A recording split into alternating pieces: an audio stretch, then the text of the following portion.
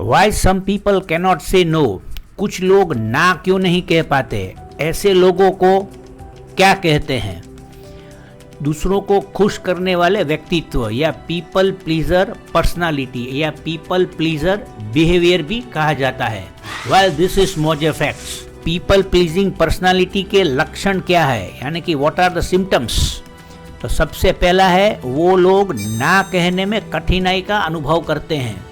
दूसरा है हर किसी से सहमत होते हैं, एग्रीइंग विथ एवरीवन।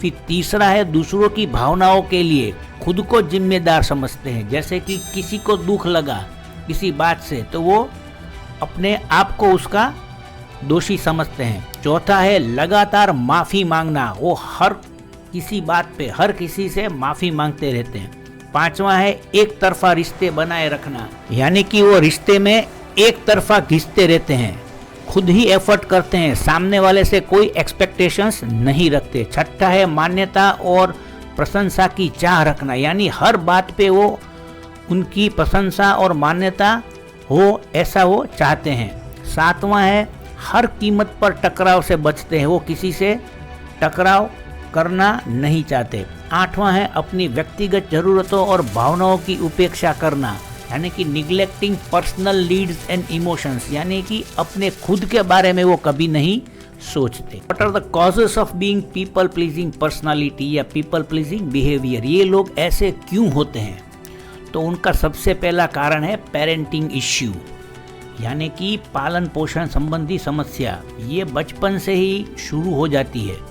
जैसे कम आत्मसम्मान वाले बच्चे, जिन बच्चों की सराहना नहीं की जाती बल्कि उनकी तुलना हमेशा दूसरों से की जाती है, तो ऐसे बच्चों में ये पर्सनालिटी डेवलप हो सकती है। दूसरा है पास्ट ट्रॉमा, यानी कि अतीत का आघात। माता पिता का स्वभाव अप्रत्याशित या क्रोधी हो तो बच्चे कोई भी निर्णय नहीं ले पाते हैं, क्योंकि उन्हें गलत निर्णय लेने या माता पिता से डांट पड़ने का हमेशा डर रहता है।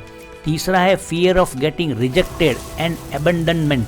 उदाहरण के लिए एक लड़की जिसके माँ बाप को चाहिए था लड़का मगर हो गई लड़की, तो वो लड़की पूरी ज़िंदगी लड़का बनने से या लड़का बनने के चक्कर में पूरी ज़िंदगी निकाल देगी और वो बन जाएगी लोगों को खुश करने वाली पर्सनालिटी, यानी पीपल प्लीजिंग पर्सनालिटी। चौथा है लर्नड गिल्टी, जहाँ माँ बाप हमेशा अपने बच्चे को हर वक्त ये बताते रहते हैं कि देखो हमने तुम्हारे लिए क्या क्या किया और तुमने कुछ नहीं किया या कुछ काम के नहीं हो, तो ये बच्चे भी लोगों को खुश करने वाली पर्सनालिटी यानी पीपल प्लीजिंग पर्सनालिटी बन जाते हैं। पांचवा है रोल मॉडल्स, बच्चों के लिए आदर्श स्थापित करना, जैसे कि देखो हम गरीबी में बड़े हुए फिर भी हमारी मेहनत के कारण आज ये लाइफस्टाइल अचीव कर पाए हैं।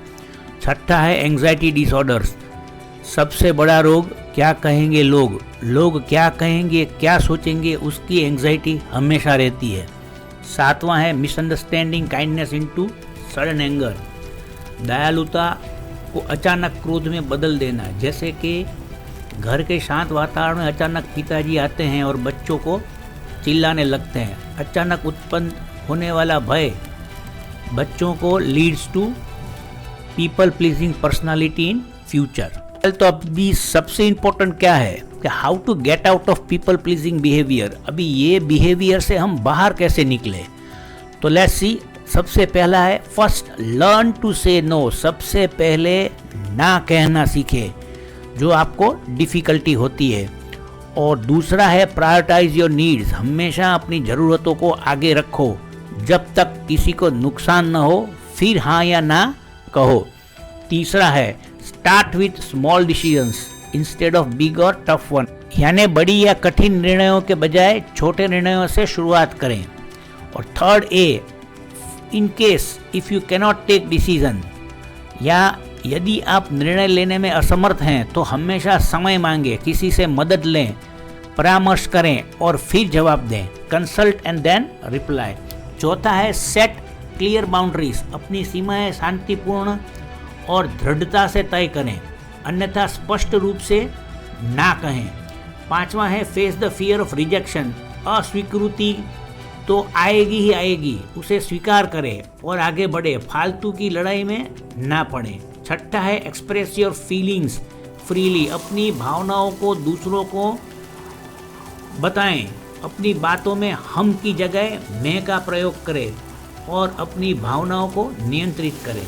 सातवां है सीक प्रोफेशनल हेल्प, अत्यंत गंभीर मामलों में मनोचिकित्सक या मनोवैज्ञानिक की सहायता जरूर लें। Thanks a lot for watching this video. Please